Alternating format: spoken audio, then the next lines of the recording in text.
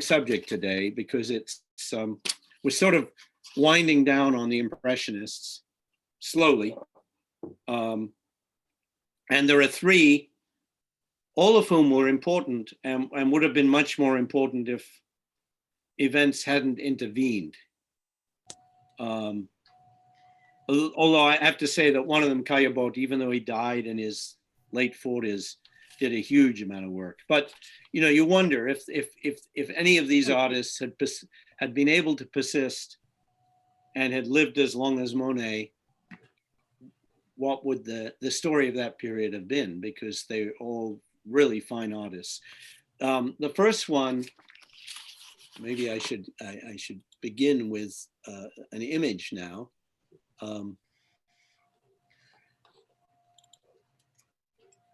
I tend to get ahead of myself here sometimes.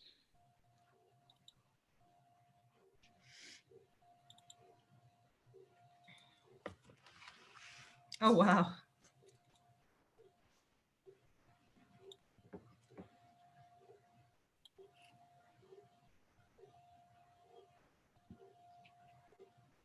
So this is Frédéric Bazille, who was at the very center, oops, I did not mean to go forward like that, who is at the very center of the fledgling Impressionist movement before, and he disappears before the moment when they really understood what they could do with color when they were working at La Grenouille.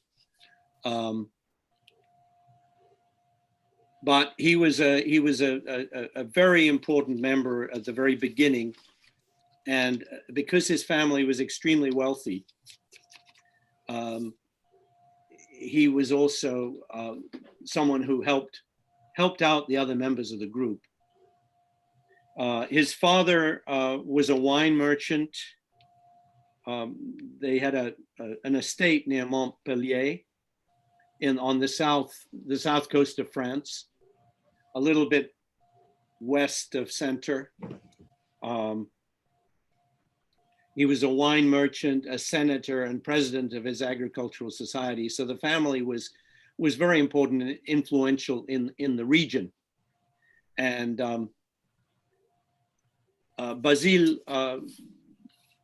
was introduced by a friend of his father's who was a collector, Alfred Bruyas, quite an important collector in France, who introduced him to the original work of Courbet, Millet, Corot, Delacroix. And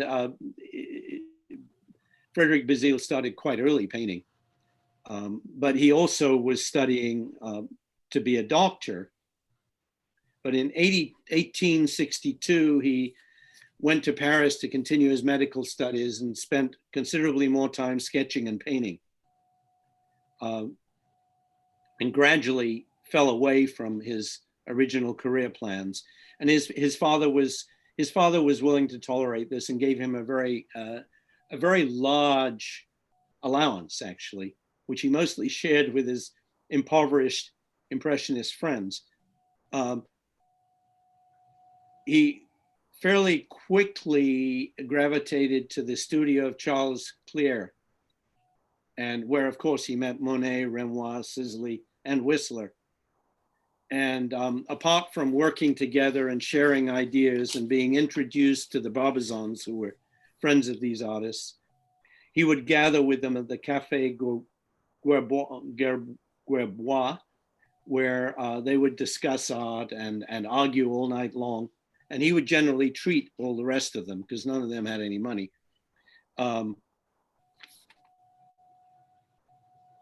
This was an early attempt on his part in actually near his family's estate in southern France to integrate the figure into the landscape, something they had been discussing, and quite a lovely painting.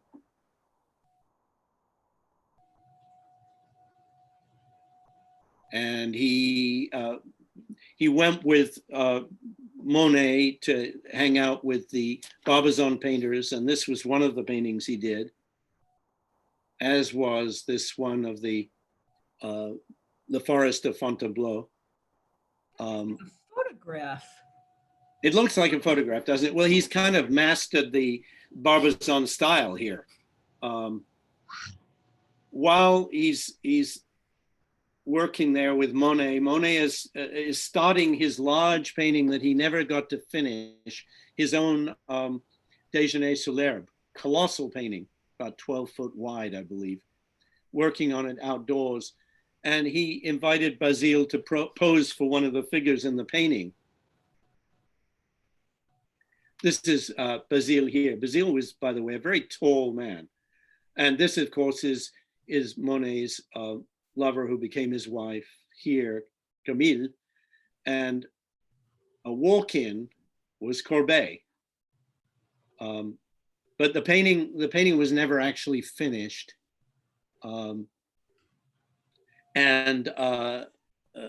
This is only a segment of it because Monet had to leave where he was living, and the landlord demanded something to guarantee that he would eventually pay the rent because he was leaving without paying the rent. Quite standard practice for Monet in the early years, actually. He left this with the landlord, who rolled it up, and it developed very bad mold, and large areas of the canvas were destroyed. So later, Monet salvaged this portion of the painting. But while he was painting this painting, while Bazille was there, some young men nearby in the forest were playing with a discus, a metal discus, and they threw it really hard in the direction of some kids by mistake.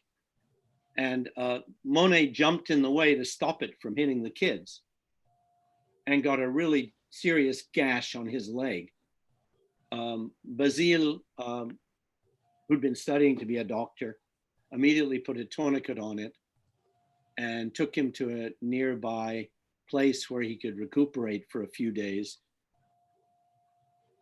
and painted this picture of Monet in bed, being treated by Dr. Bazille. And Bazille also improvised this for his leg, so he could raise his leg and rest it on here. But I think it's quite a lovely little study. And you can see the kind of resignation in Monet's face here. You can see he probably would rather be doing the painting than being the subject like this. And he's probably fretting over the time he's losing working on his masterpiece. But he gives you some sense of how close these artists were to one another at the time, because Bazille stayed with him until he was better. So he also went with Monet to Normandy and met Jonquin and Baudin, who were, the main teachers of Monet. And afterwards, back in the south of France, he painted this painting and another one of, it's a place called Aigues-Mortes. It's a big castle very near Montpellier.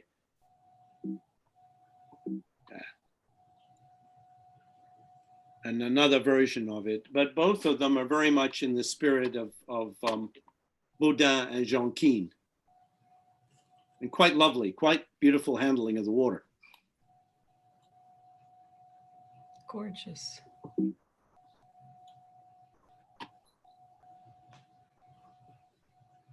So this shows you also how thoroughly he had mastered traditional painting. It's a really a wonderful still life,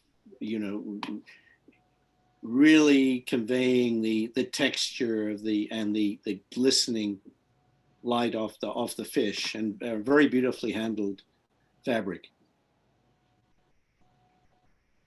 I don't know why this isn't advancing. This was his father's estate, and he was actually, I think, planning to do a grape harvest, but that is something that actually never happened because of his short life. some reason this won't advance the normal way. This is, you can see how now in 2 or 3 years, the advances he'd made by comparison with the earlier figure, framed by trees with a distant town, painted very near his family's estate. I think this is a masterpiece. And it really, this one really convinces you that it's a figure in the landscape. He did a number of these, but this is one of the most successful. And don't hesitate to interrupt me if you want to.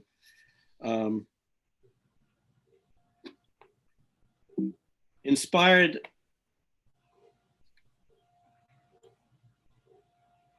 by Monet, he also did some more ambitious figures in landscape, of which this was one of them. It's a guy, he has a net. He's obviously going to fish. For me, I'm not convinced that this figure is actually in the landscape. And in fact, I believe like cut and paste. Yeah, there's no shadow under his feet, really. What he did with what he did was he painted the figure in the studio and then took the canvas outside to paint the landscape, which doesn't quite work. It's still, I mean, it's a very fine figure. And because he died young and his work kind of got forgotten for a long time, he didn't have a major exhibition of his work until 1910. And Suzanne Valadon saw this painting, and this is what inspired her to do the painting of the nude figures with the net, the fisherman, if you remember. Mm-hmm.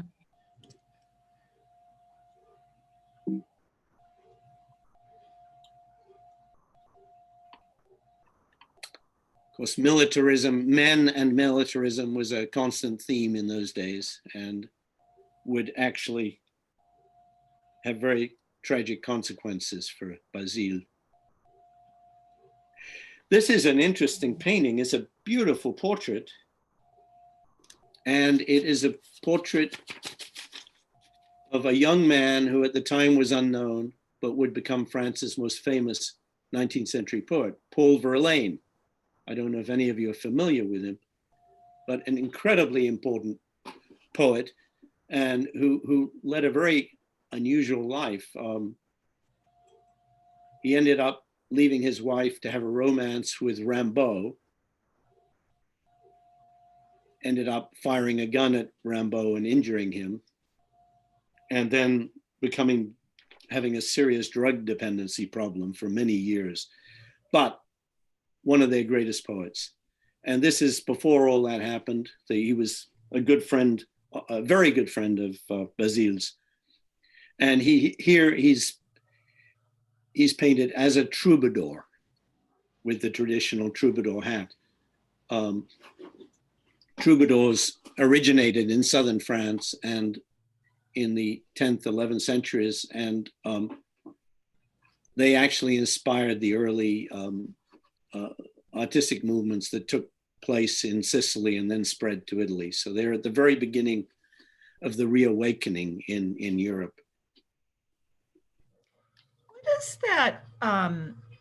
The kind of wispy, yeah. That's a good question.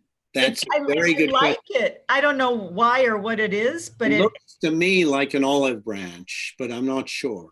I thought it looked like a stripped peacock feather or something. It makes no sense, I know. But no, it's whimsy or something. It's kind of interesting. I will find out if I can and let you know next time. But, you know, this shows also his mastery of chiaroscuro, as did the fish still life. I mean, this is, you know, this could almost be painted by Caravaggio. It's got such an extreme light and dark where you can just barely see the face in the shadow if you really look. Am I the only one here that's never heard of him before? I've Verlaine? No, Bazille. Bazille?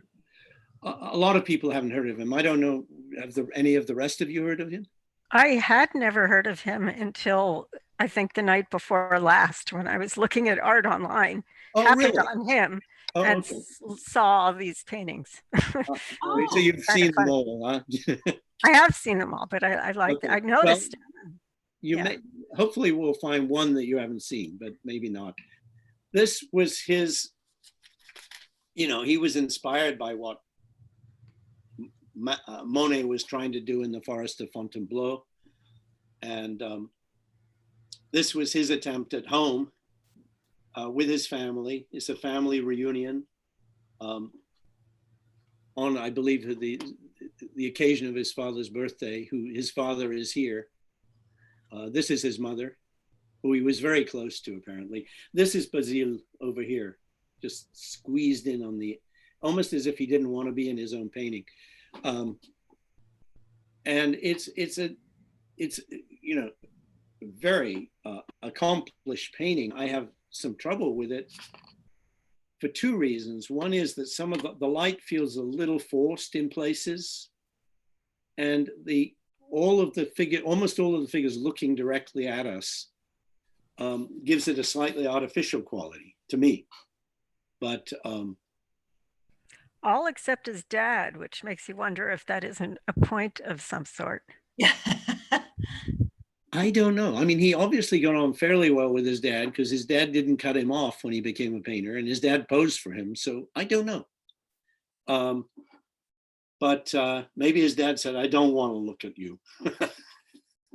I don't know. But this painting he painted for inclusion in the salon, but he figured they weren't going to accept it. And this same time, Monet was submitting you remember the one of the three women in the white dresses in the garden, that really incredibly beautiful painting of Monet's, was submitted at the same time. Bazille thought this one wouldn't be accepted because he didn't think it was anywhere near as good as Monet's. So oh, well, I'm going to jump ahead and jump back. Oh, I'm jumping ahead of myself here. I'm very sorry. In any case, this one was accepted and Monet's wasn't. And Bazille's comment was they made a mistake, because he was a very modest guy. He said they should have accepted yours, not mine. This painting is interesting for a number of reasons. One of them is this is the same model who is bearing the flowers to Olympia in Manet's famous and notorious painting. You remember there's a black woman with a bouquet walking towards Olympia who's nude on the bed. Well, this is the same woman about eight to 10 years later.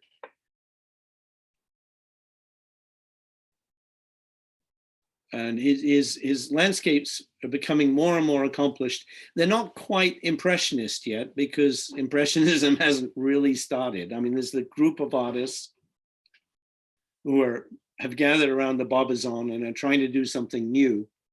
And this is on the way to it, but it's a very accomplished landscape. This was his last attempt at integrating figures into the landscape. And this is the painting that he thought for sure the salon would not accept, because it was unconventional in a number of ways. One thing is, if you have figures in a landscape, it should be a horizontal. In those days, the painting should have been horizontal, not vertical like this, or square. It's actually closer to a square than anything. I have a little bit of trouble with this painting. I think it's too crowded. I'm not for me. It's hard for the eye to know where to rest, because everything is so well detailed, and the figures are all over the painting. But It again, feels very kind of staged and almost cartoony in a certain way. it does feel a little bit staged. Again, he painted the figures in his studio and took this outdoors to do the landscape, something that Monet would never have done. And you don't feel the light of the landscape reflecting on the figures as much as you would expect it to be. Nonetheless, a very ambitious painting, but he thought it was going to be rejected by the Salon, so he did this painting, a very traditional sort of Oriental painting that he felt for sure they would accept. And interestingly, the same black woman here is posing again in this painting. And it's curious. Bazille wrote a letter to his mother telling her that he was painting this really lovely, this nude of this extremely beautiful woman. And he apparently thought it was necessary to tell his mother that the model came every day with her mother accompanying her. I think he wanted to reassure his mother that everything was on the up and up.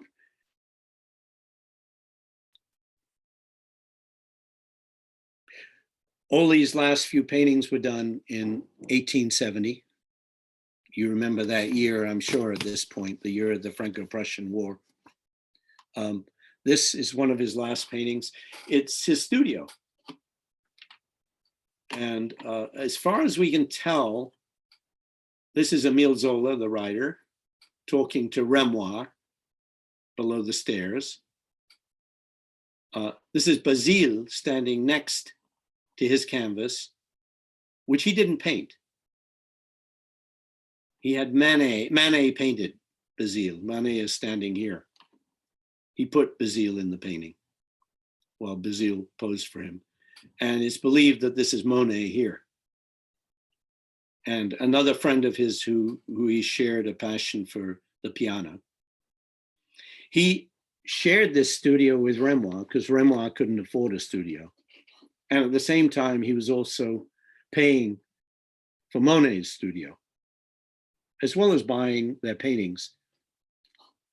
And here you see his unfinished painting that he had submitted to the Salon. Well, the interesting thing that happened is the Salon refused his Oriental nude and accepted his bathers, much to everyone's surprise.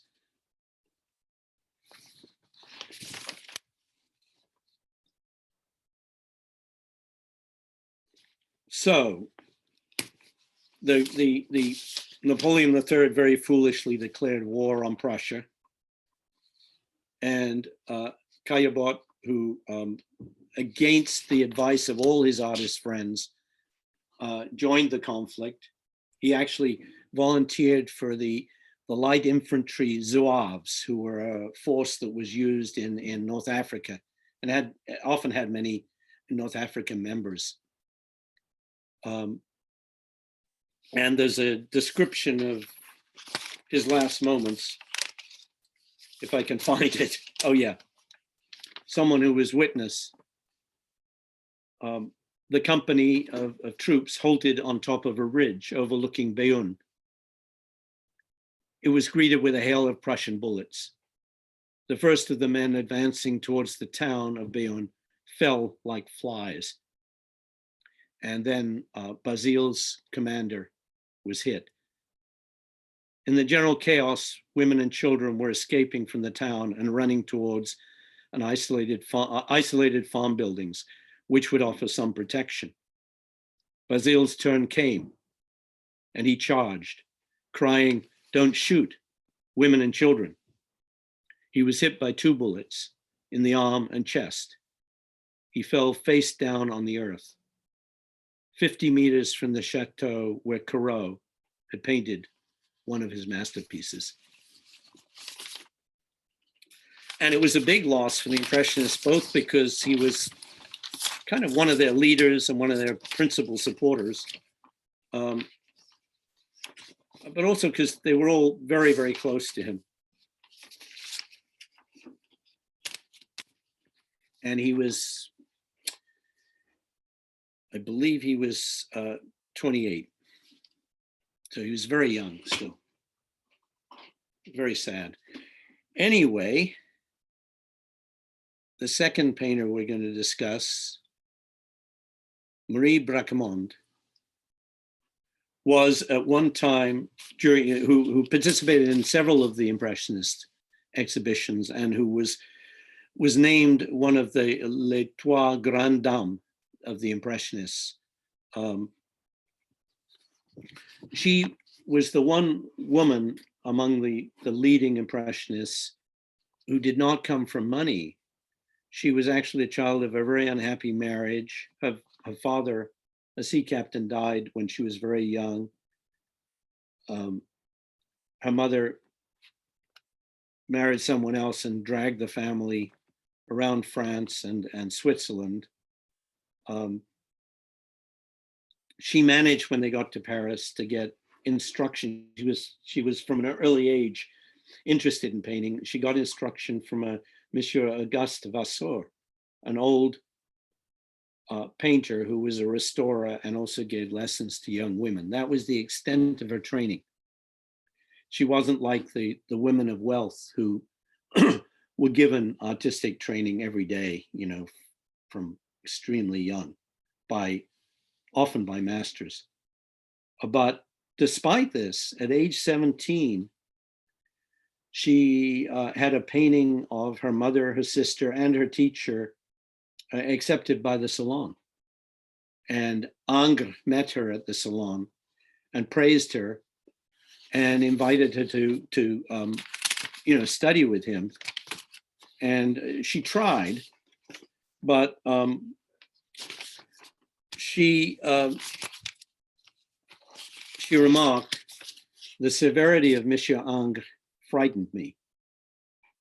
And because he doubted the courage and perseverance of women in the field of painting, he would assign to them only the painting of flowers, of fruits, of still lives, of portraits, and genre scenes. So she abandoned his tutelage, but at the time, because of her success with the Salon, the Empress Eugenie, who was the wife of Napoleon III, gave her a commission, and she was so successful with the commission that she received a number of other commissions, especially to paint copies of masterworks at the Louvre. So she's in there painting at the Louvre, and Felix Braquemond, who was an etcher, who was very close with the Impressionists, though he didn't go along with their philosophy. Fell in love with her and courted her for a couple of years. And let me show you.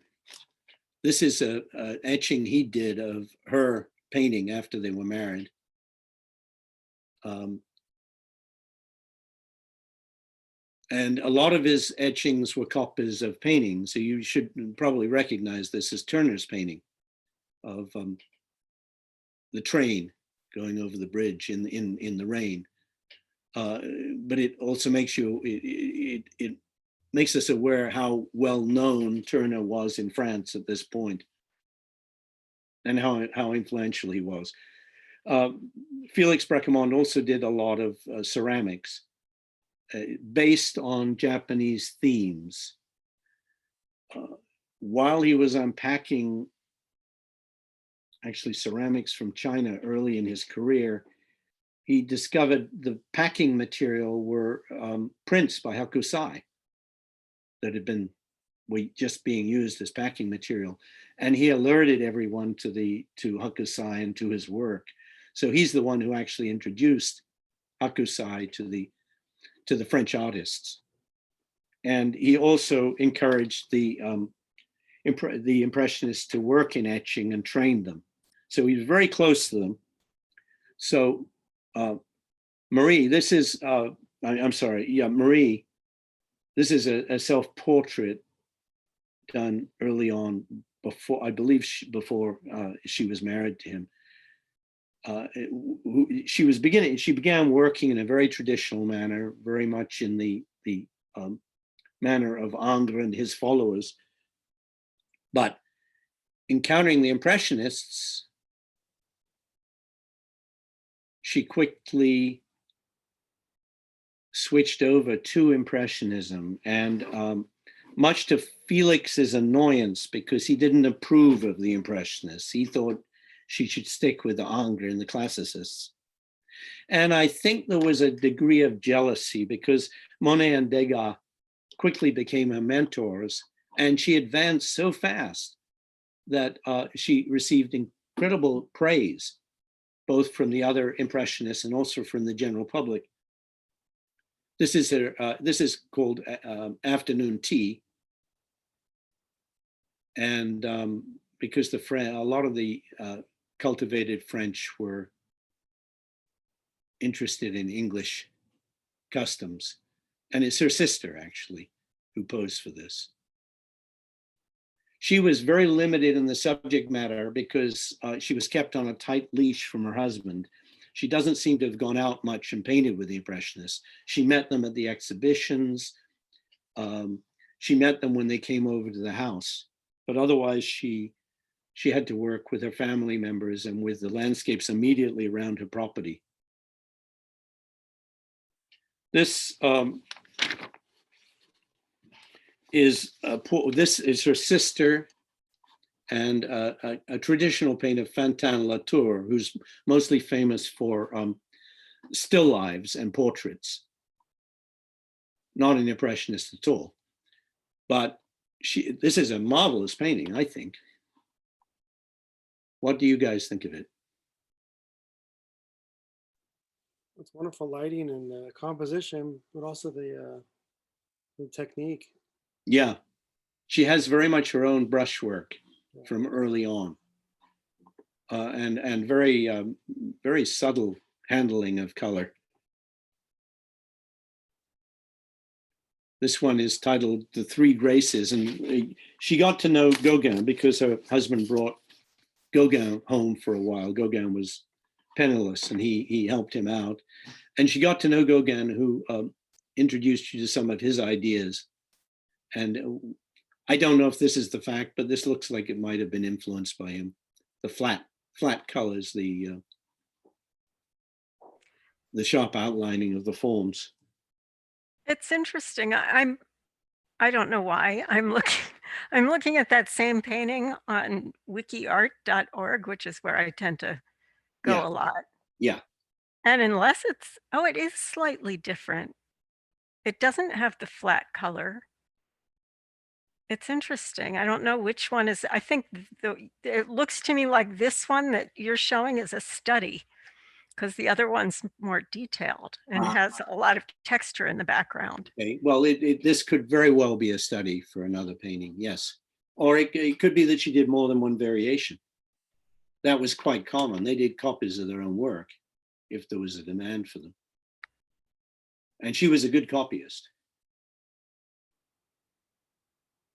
This is rather traditional, but quite beautifully done. And her husband introduced her to etching, and she was really good at it. This is a self-portrait. I think it's a marvelous painting. The way she's composed it and set herself off against the canvas is really quite lovely.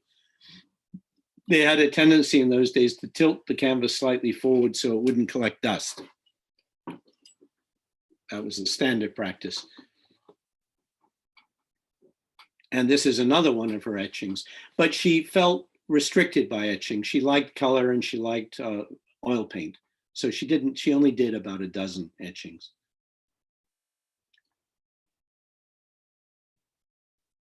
I think this is a lovely flower study. Yeah, I love that. Isn't that just, the use of color and the brushwork in this is just spectacular. Gorgeous. And it shows that she was capable of going almost expressionist. She met Van Gogh, she met Gauguin, she was aware of what was going on around her. but the looseness and expressiveness of the brushwork is really quite something in this one. Especially on the surface. Like, well, it's just the whole thing. Yeah.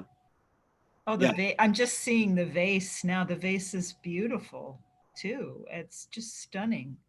Yeah. I mean, this is, to me, is a masterpiece. This is her son, Pierre, and his aunt. Well, yeah, so her sister. She was very close to her son, and her son kind of talked about what was going on in the family, because as she became more and more accomplished and gained more success within Impressionist circles, her husband became more and more tyrannical. And not only would he criticize her work mercilessly, but he would also refuse to show her work to guests, so that he was isolating her from her public. It's a really very sad story.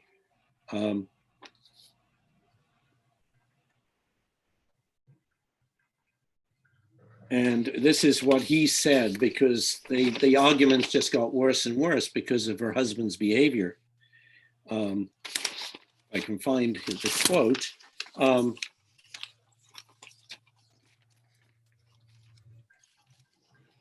They extended this conflict to all things, so that what might have been a negligible difference to others, something that could have been adjusted to, took on the proportions of a drama, their drama. He took his mother's side, which I think was quite correct. She did this wonderful painting. This happens to be Sisley and his wife, who were guests, apparently fairly frequent guests. But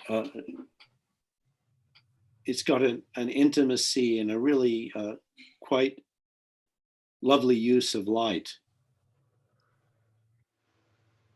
in a fairly restricted palette, if you look at it closely. The shadow with the orange on the surface is In here, you mean? Yeah. Well, she's playing the opposites of a kind of a orange and blue as the primary. That most of the painting is built around that, because of course the brown is a tone of orange. Right. The only exception really is the green here, which tends to draw the eye to this area. And it's interesting how she's downplayed the faces a little bit. She hasn't made them the principal focus, but there's a real intimacy here. And of course, the steaming bowl of soup is wonderful in this context.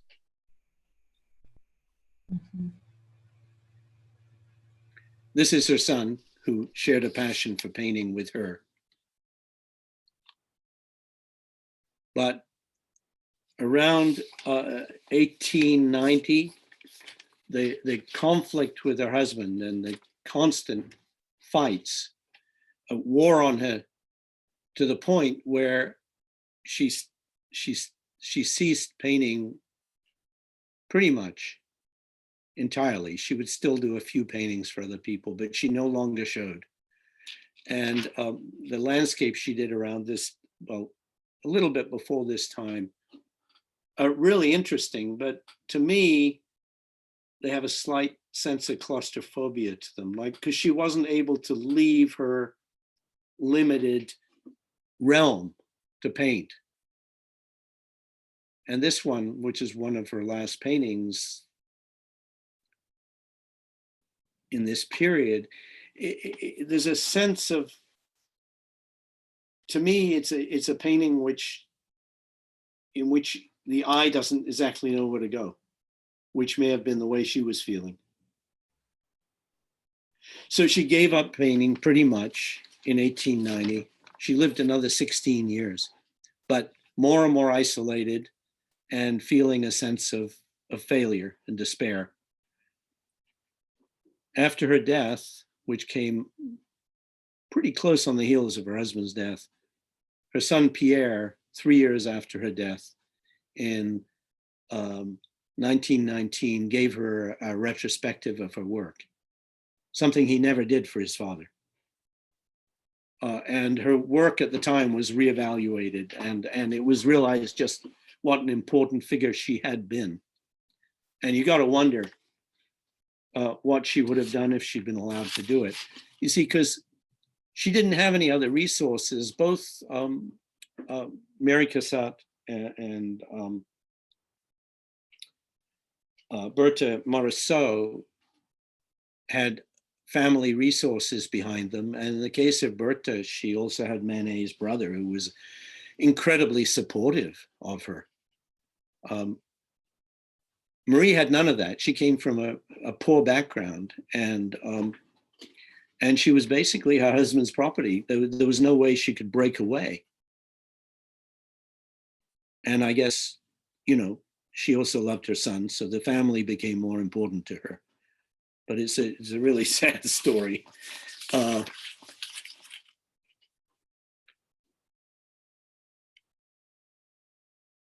Gustave Caillebotte. How many people have heard of him?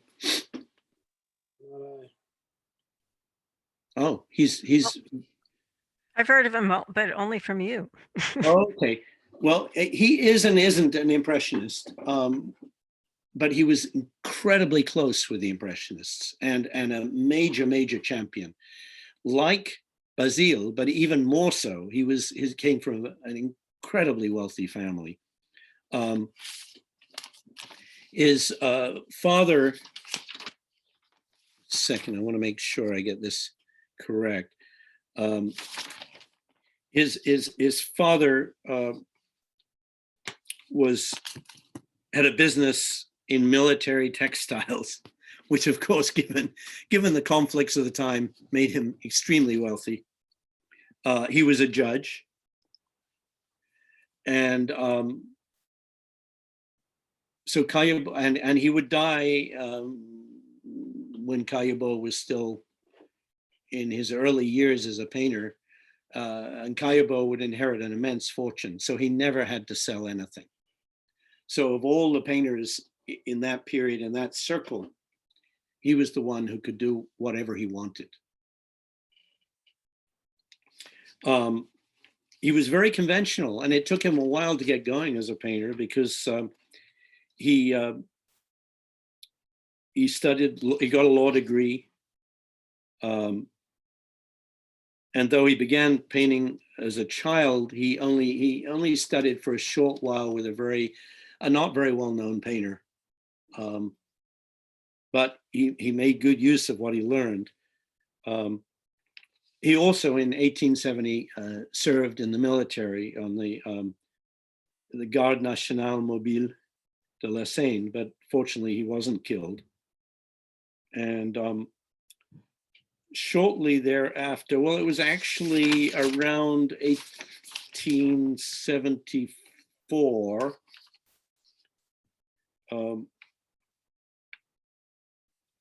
just shortly after this painting, which is very accomplished, but quite traditional.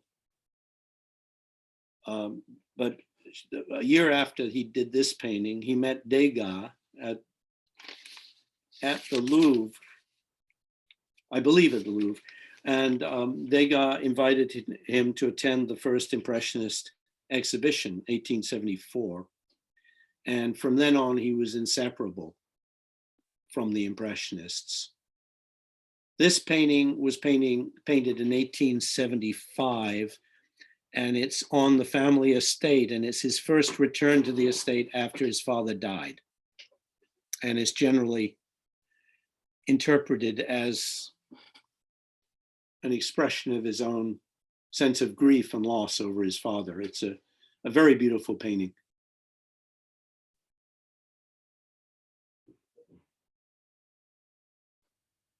He had a passion for boating, and he was an engineer. He actually designed boats, racing boats, in his among other things.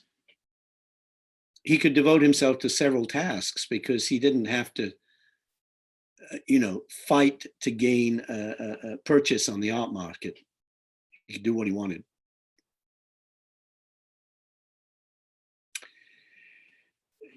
This is a painting which he submitted to the Salon. At first, his first really ambitious painting.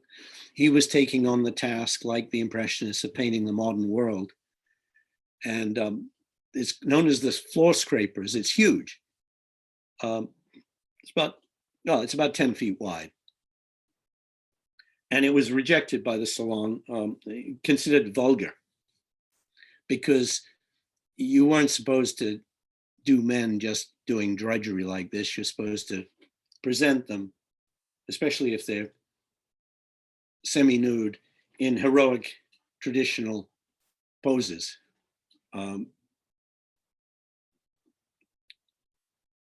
These are probably people working on his studio, actually.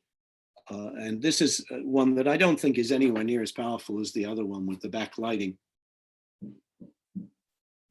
But it shows you what a good draftsman he was, and how accomplished he was at rendering light and detail. This was a study for his next painting. He kind of took on modern life in a more, he dove more into the modern Parisian world than any of the Impressionists. And he took on subjects which were not on the face pleasing at all. This is interesting. This is a study for a painting I'll show you in a minute. And it's got certain Impressionist characteristics, the looseness of the brushwork, some attention to the color of light and shadow. And it's interesting, he paints this a year.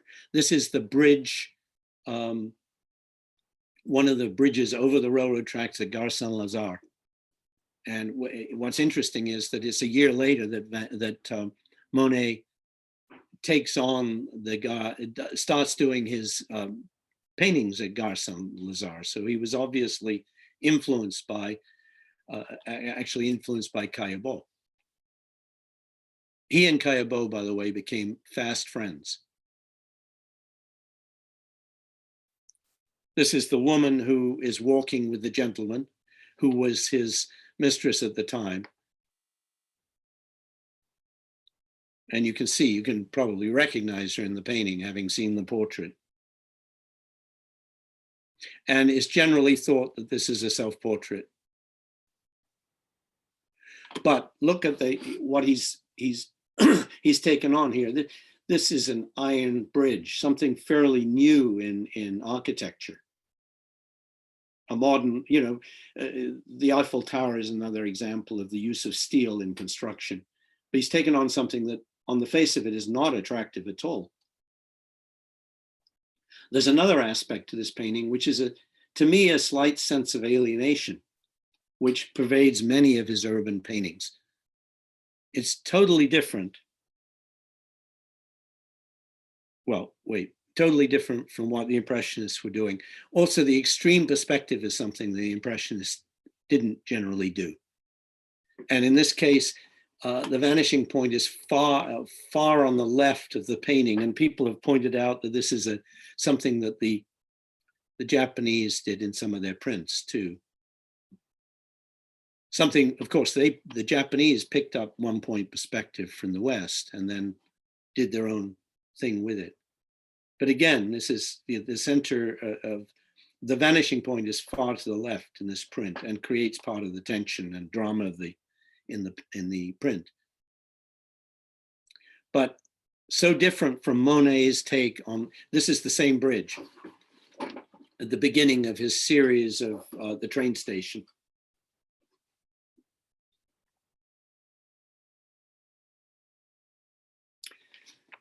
Dinner at the family home. You get a sense of the wealth of this family.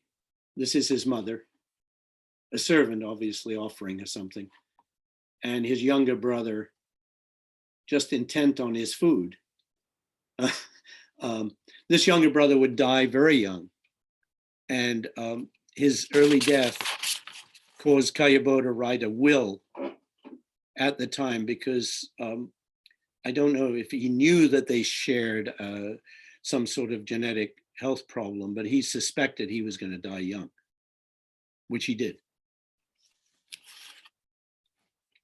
But the claustrophobia in this painting is, I mean, I don't know if it was intended. It's hard to know with Caillebotte what he is intending, because he's so literal in his rendition. But to me, it's a very claustrophobic scene. I wouldn't want to sit at this table. And you're forced into the position of being another guest at the table. Look at this plate. You're looking directly down at it. It's a very extreme perspective distortion. How does this make you guys feel? Depressed. Hungry. Okay, depressed. Yeah, it depresses me, actually. I would not want to be in that room with that family. It feels like everything's coming at me. Yeah, Like I feel kind of overwhelmed. yeah. It almost feels like the table's tipping towards me. It's because he's done a wide angle vertical. Yeah, it's really interesting. I love the glass work. Yeah. Oh God, yeah. No, his craftsmanship is quite incredible. Yeah. Subtle lighting. Yeah. And this is a current, this theme continues throughout his life, the boating theme. He was an enthusiast. He was, I believe, he was a member of the boating club, and I think he was one of the directors of the club. But he continues with these very stark Parisian scenes like this one. Again, you know, there's a sense of emptiness, a sense of alienation. These are house painters.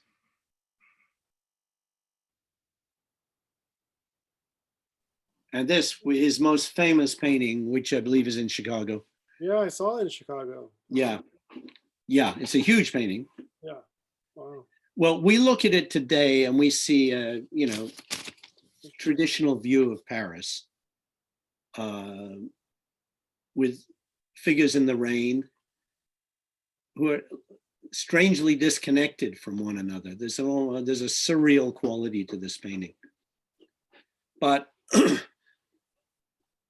at the time, this was all spanking new.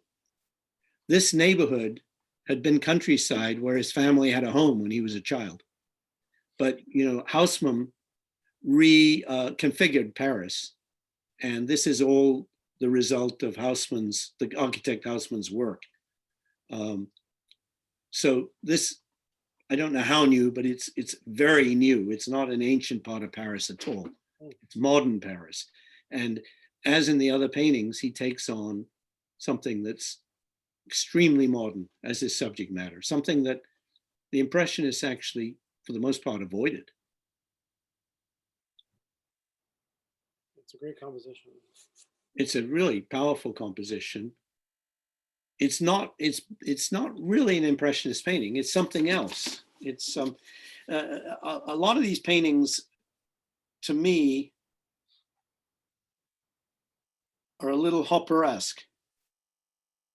There's a sense of vast empty spaces occupied by figures who don't quite feel comfortable in them. And of course, Hopper did study in Paris before he came back to the United States to do his famous American urban landscapes. This is more Impressionist. He was capable of these smaller paintings which fit more into the Impressionist mold. And as I said, he was very close to Monet. He was extremely close to Renoir. Both of them would hang out with him, stay at his house, have long conversations. Oh, and I missed something very important about this painting. It was, let me make sure I have my facts right, but I believe it was rejected by the Salon and to deal with this, because he really wanted to show it, he basically took control of the 1877 Impressionist exhibition. He bankrolled it. He found the space. He did the hanging. He did a lot of the publicity. And of course, having done all that, he put this in pride of place, and it stole the show.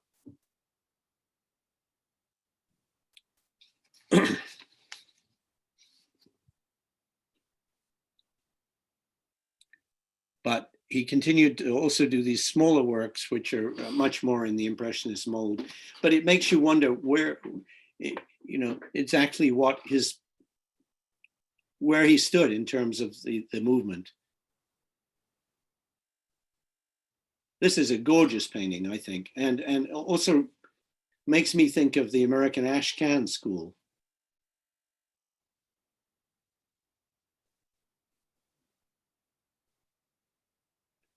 Now this painting, if you compare it with the one, the earlier nude, which was much more traditional and more flattering, this one has that coldness and slight sense of alienation that many of his cityscapes have. We know who this woman is. She's Charlotte Berthier, who was his companion and mistress for much of his later years. But it's not a particularly flattering or engaging painting of her. And all the detail he's put in the sofa causes the sofa to almost steal the show. But it really draws your attention. It's a very strong painting. This is Auguste Renoir's painting of the same woman.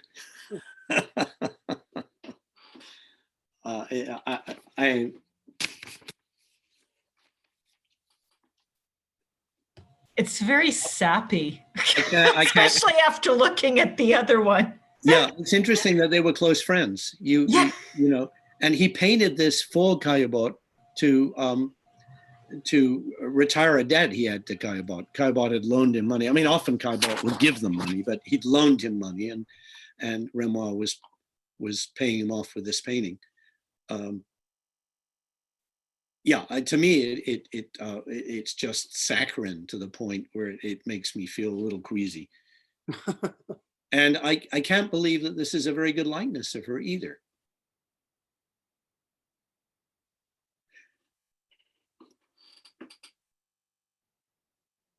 Very much of an Impressionist portrait. A wonderful painting. Again, though, even though he's got the loose brushwork and some of the color, he can't avoid this plunging perspective. Or this, which is very reminiscent of Japanese prints in the design and the tilting planes.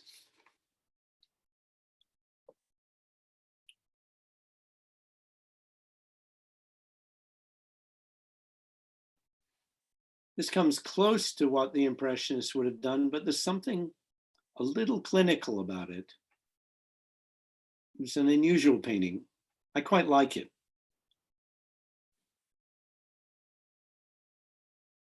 And this one, which is, you wonder what he was thinking when he painted this, what exactly his point of view is. With Caillebotte, it's very hard to tell. Is that a rose or some sort of? It's a flower in there, and it could be I'm not sure if it's a rose. It looks like it is. Like sort of like the stripes of different decorations or flowers or something. Yeah, I think probably these are all artificial because they have to stay there for a long time until it's sold. Sure. Oh yeah, that's right. But incredibly, again, a very powerful composition and very interesting use of color. All the red at the top.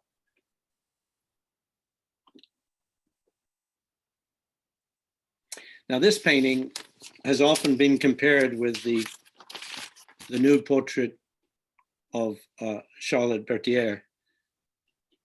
And it's made some critics suggest that, in fact,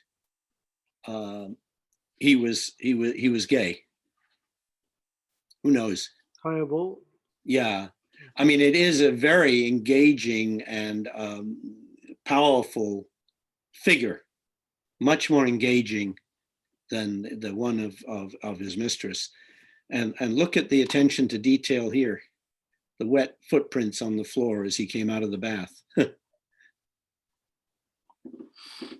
It's a masterful painting and kind of unusual. You don't see a lot of portraits like paintings like this of male nudes.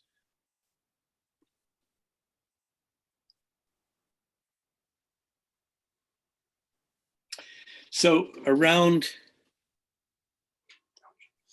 there's a certain point, and I think it's actually around 1890.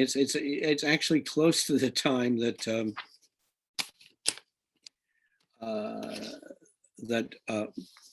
Marie Braquemond stopped painting. He stopped showing. He didn't stop painting, but he stopped showing, and he stopped doing the large works, the large ambitious works. He bought a little house in the countryside near Paris with his brother and retreated there and spent a lot of his time, well, designing boats and also designing his garden and tending his plants. He had a very regular correspondence with Monet, sharing horticultural information. It was something they shared, was this passion for gardening. This is his garden in winter, a corner of his garden in winter. This is quite a lovely painting of his sunflowers. That's photographic for sure. Yes, very photographic, isn't it? He never really, I mean, he in some of the early ones, you can see him doing looser brushwork and breaking up the form, but he never gets into light and color the way Monet does, even though Monet was a close friend of his and they must have discussed art a lot. He has a whole different direction that he's moving. And this is his prized dahlias this is probably Charlotte Berthier there. But at the age of, I think it was 48, he dies of congestive heart failure while he's tending his garden. But that's not really the end of the story, because he was an avid collector of the Impressionists. It's one of the ways he supported them. At his death, he had 68 Impressionist paintings, some of them quite large and ambitious. Because he knew he was going to die young, he'd already written a will, and he'd made Renoir his executor. And even before he died, he tried to, on several occasions, he tried to give his collection to the French state, and the state would not accept them. A couple of years after he died, Renoir cut a deal with the state where the state took 36 of the paintings. One of the reasons they didn't want to take them is because he had stipulated in his will that they had to be shown at the Luxembourg Palace, which was where the leading artists, living artists' work was shown, and then afterwards at the Louvre. But Renoir prevailed on the state to accept 36. And this was the first time that the state gave the Impressionists an official show. So it was a very important moment. Afterwards, in 1904, the rest of the paintings were offered to the state, and the state refused. They were offered again in 1908. The state refused again. And finally, in 1928, the state came around to his, the widow of Caillebott's brother, and said, "Oh, we'd like to take all those paintings you offered us." And at that point, she was so annoyed, and as I imagine the whole family had been, She said no. And they were finally all purchased by Barnes, who the Barnes collection in Philadelphia. These form the core of his collection. So he he played a huge role in helping the Impressionists get over that hump and into official recognition. And now I want to go back for 1 minute to Marie Braquemond, because even though she pretty much gave up painting, she remained a real champion of Impressionist art. And she said something which I think is probably one of the best things that, one of the clearest statements about Impressionism. She said, Impressionism has produced not only a new, but a very useful way of looking at things. It is as though all at once a window opens and the sun and air enter your house in torrents, which I think is a perfect description for what Impressionism did. Mhm. I love that. And that's the end of my presentation. Anything you want to say,